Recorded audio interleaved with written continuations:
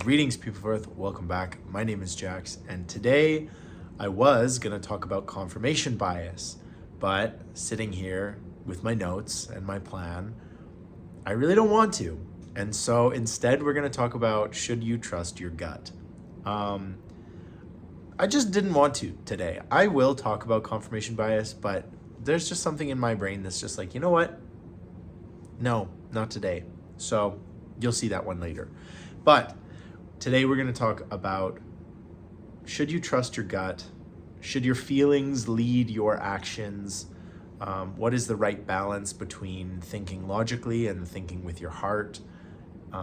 Those kinds of things. So if you're interested, stick around. So I guess this is actually very pertinent to my life because recently I've had different interactions with different people, different sort of business things, family stuff. And I feel like most of the time I am making decisions with my brain. Like logically, I'm thinking like this makes sense to go here, to do this, to talk to this person, to specifically learn this skill, to do this, to focus on this, whatever. Most of the time, I think I'm a pretty logic focused and oriented person. But recently, I have made several choices because I just feel like it. And it's my emotions. I'm using my heart. I'm trusting my instincts a little bit more. And I think it's gone pretty well. As someone who is a very logical person, trusting my instincts and my emotions is not something I typically like to do. I very much like to go off of data and facts and logic, and I could logic my way out of almost anything, but I have to say I am pleasantly surprised with the outcomes of several decisions I have made recently just because it is in my gut. It's like a gut feeling, it's an instinct, it's something that I decided to do, not because it was the logical move, but because I felt like it was the right thing to do. I felt like it was the thing I needed to do, I wanted to do, and I don't have any regrets. And that is big coming from me. That is quite a big admission, not a mission of guilt, but admission of just honesty, I guess. And I've also taken a few days because it's been so cold here in Canada. We had like a -40, -50 cold snap. I think a lot of North America is going through the same thing. But I have just been at home. I have sort of not going cabin fever, but a little bit cabin fever. And I made the feeling decision, I made the gut decision to not overwork during this cold spell. I thought like initially that I was going to clean the house, I was going to organize, I was going to make a bunch of content, I was going to, work. And I ended up just relaxing a little bit. I read a book, I played some video games, I just chilled.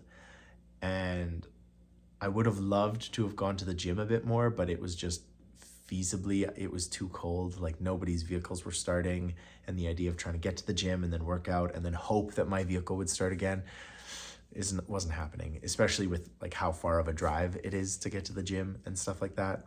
It's just not a risk I was willing to take. So I just decided to have a little emotional weekend of relaxing, doing the things I wanted to do, not the things I should do. And I'm really happy that I trusted my gut. I think there are obviously situations where trusting your instincts and your feelings are not the best course of action. I think a lot of us make bad decisions when we're emotional, to say the least, and I am not exempt from that at all. At all. But anyway, moving on swiftly, there are certainly times for the logic, the ability to think critically and to think things through and to try and figure things out before you make a move. But we are human, and humans have emotions. Animals have emotions. It's a very normal part of existence. Letting them run your life to a degree is probably pretty healthy. And as long as you don't go absolutely crazy or trust a gut feeling that, says jump off that bridge or something, I think in the long run, leading with your heart and leading with your emotional side tends to lead to like less regret. I think a lot of the time when you have a regret, it's because you were gonna do something, but the logical part of your brain stopped you and was like, nope, nope, don't do that. And sometimes that saves your life, and sometimes that's like really great, and your logical brain like really kicks in and helps you out. But I do think that is a lot of what human regret is. When you sort of, oh man, I really wish that I did this in university, but you know, that one night that was absolutely crazy, I decided to stay home and study, and I kind of wish I'd gone out and just partied and whatever. Not to say that that's like exactly what you have to do in life, because you know, partying isn't for everybody and it's not for anybody at specific points in their life, but there are regrets, and I think a lot of them are generated by the logical part of your brain, the little angel on your shoulder saying, don't do it, don't leave the house, don't do it.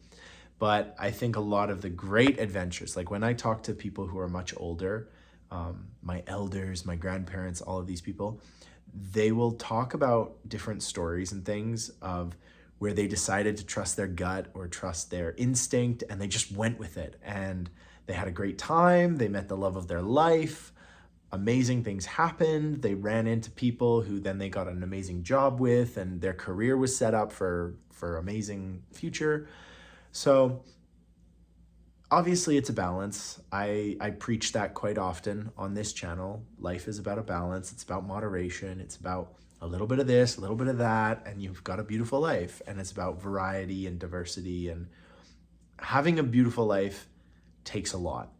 But a factor you have to consider is, how much am I willing to work on these different aspects, and how much am I willing to balance the logic versus the emotion? I think it's a hard debate. I think there are people in this world who 100% just go by logic. You know, they are very logical people. They love their routine. I'm included in this. And when their routine is disturbed, they are very disturbed by this. And it's very frustrating. And then on the other side of the spectrum, you have people who are incredibly emotional, who have no logic in their life. It is all gut feeling, intuition, manifesting. I don't want to be mean or anything, but usually crystals are involved somewhere in there. I love crystals. Don't come for me. I think they're beautiful. But these people are very emotional. Their mood can change on a dime. It just, and suddenly they're super happy, or suddenly they're not happy at all. And you kind of have to deal with that as it comes. But both of these groups, the super emotional and the super logical, miss out on opportunities that the other one could provide. And so just like anything, when it's politics left and right, or when it's, you know, religious versus the non-theist, or whatever you want to say, people miss stuff. You know, when you go too far one way or the other, you are bound to end up a little disappointed or conflicted or regretful. Regretful? Is that a word? We're going to go with it. So when it comes to trusting your gut, it really just comes down to trusting your gut. I'm sorry, this video is completely useless. Just cancel me. I apologize, but no, I think sometimes your gut leads you in a great place, and sometimes you end up with a real pickle, a real problem. So I don't know how you distinguish the two. I think maybe incorporate a bit of logic. Maybe that works. Maybe if you're trusting your gut, but you're also letting that analytical brain sort of think it through just a little bit for you, and just go, okay, this could be fun. Like, I might regret this, but we'll see. And maybe that's the balance that I'm talking about, is that you need both the trusting your gut, the emotional pulling of the heartstrings, but also a little bit of this logic and, okay, well, where is this going to lead? Hopefully I don't hurt anybody. Hopefully I don't hurt me. Hopefully this turns out well and I'm not going to regret this in 10 years when the tattoo starts looking weird, or I don't know. Let's just see. So, yeah, I'm sorry. This was very spontaneous. Like I said, I had notes for talking about, I can't even remember. I have to check my notes. But I had notes about a video, and then I decided that no, I didn't want to do a video about it. Confirmation bias. That was what it was. Anyway, I hope you liked this. Trust your gut feeling. Focus on what you want to do. Try not to regret life. You know, life's a big mess. Love the mistakes just as much as the good stuff. And leave me your comments. Let me know what you think. Feel free to reach out on Patreon or any of the other social media things that I do. Thank you so much for listening and watching. And as always, I will talk to you tomorrow.